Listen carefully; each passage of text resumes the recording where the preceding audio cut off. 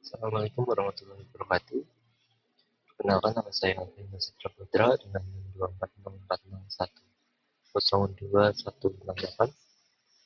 Eh, Prodi PJJ S1 Informatika Universitas Said Asia. Pada kesempatan kali ini saya akan mempresentasikan hasil tinjauan literatur sistematis atau systematic literature review saya itu saya yang berjudul efisiensi EKI vokasi dan kapasitas pemrosesan waktu nyata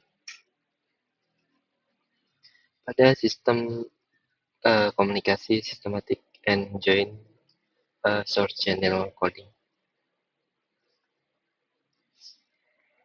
Mari kita memulai dalam bagian pendahuluan di mana kita akan melihat pergeseran paradigma komunikasi pipa byte menuju komunikasi berorientasi pada makna. Selama puluhan tahun sistem komunikasi dibangun di atas teori Miles Shannon 1948 yang memisahkan antara kompresi sumber dan pengkodean kanal. Tujuannya satu, yaitu mereproduksi bit secara presisi. Namun untuk jaringan 6G dan Edge AI, itu terjadi pergeseran paradigma. Kita tidak lagi hanya mengirim bit mentah, melainkan mengirim fitur sistematik menggunakan model Deep Joint Source Channel Coding, yaitu JSCC.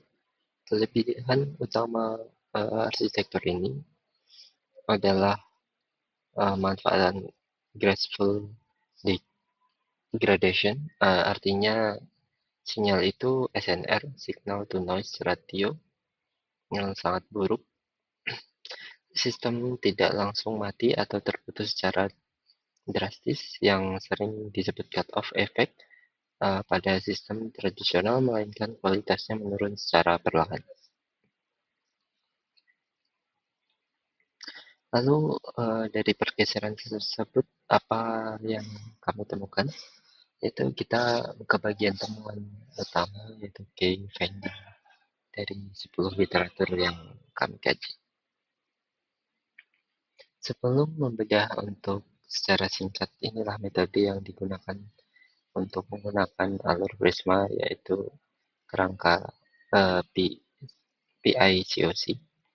Dari puluhan literatur awal, kami melakukan tahap screening ketat dengan mengeksekusi makalah yang berada di luar cangkupan real-time constraint.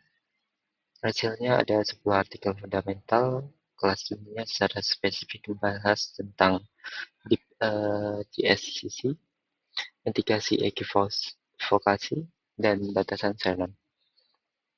10 artikel ini yang menjadi landasan metrik penelitian.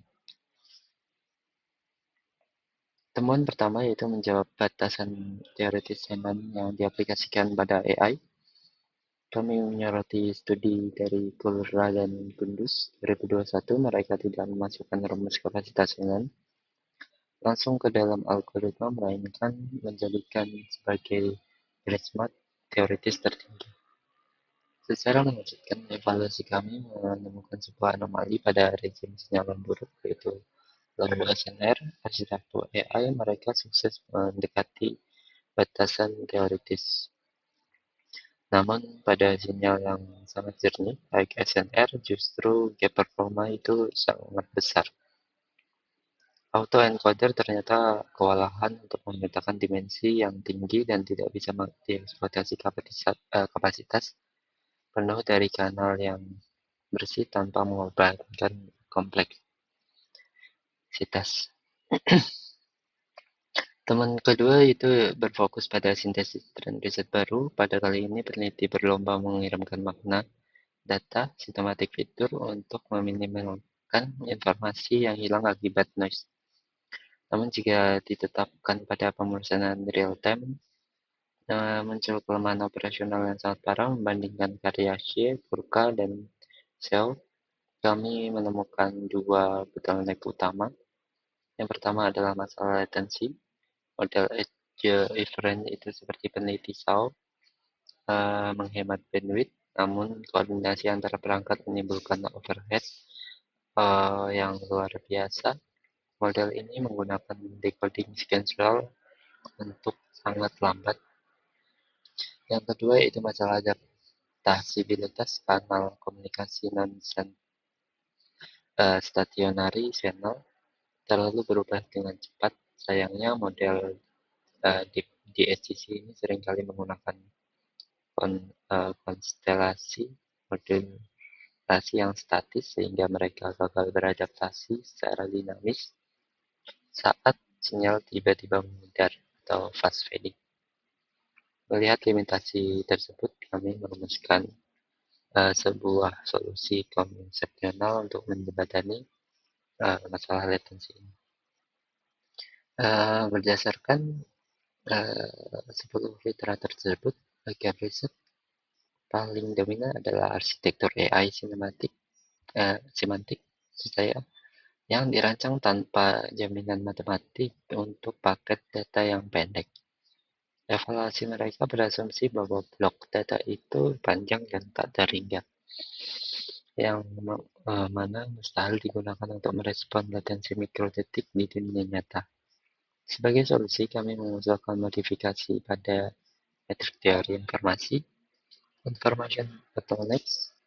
Kami menyarankan agar peneliti finite block length dan dari teori Polanski 2010, yaitu teori tentang transmisi blok data pendek diintegrasikan secara langsung ke dalam fungsi kerugian, yaitu objective loss function pada model AI. Tujuannya adalah memaksa mesin agar dari awal belajar menjejalkan makna dari ukuran fisik yang paket payload yang ketat.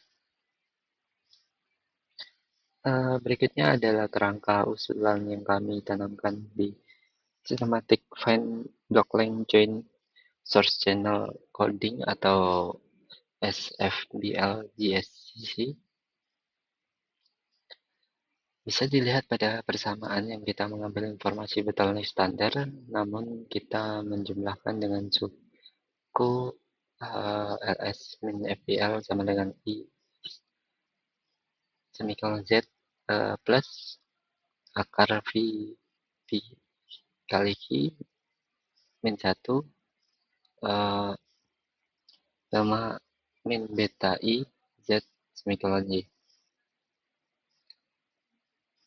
Di sini mewakili blok antara blok length yang pendek dan dispersi kanal fisik distribasi tekniknya. Jika selama ini AI peduli pada akurasi makna semantik, dengan rumus ini AI akan dihukum diberi penalti jika ukuran datanya melebihi konstan latensi. Ini adalah jembatan matematis mutlak agar komunikasi semantik bisa berjalan andal secara real time. Pertama, arsitektur DeepGSCC itu telah terbukti dengan elegan memitigasi masalah hilangnya informasi dan sinyal rendah tanpa cleve effect. Namun, yang terpenting untuk membuat AI ini benar-benar bisa diandalkan pada jaringan 6G, kita tidak bisa hanya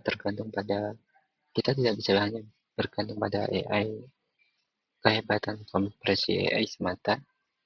Kita wajib membangun fondasi matematika untuk kondisi paket pendek short block length. Memastikan bahwa sistem masa depan tidak hanya cerdas mengambil data, tapi juga secara fisik mampu beroperasi pada tingkat latensi yang sangat rendah. Demikian presentasi dari saya, kurang lebihnya mohon maaf. Wassalamualaikum warahmatullahi wabarakatuh.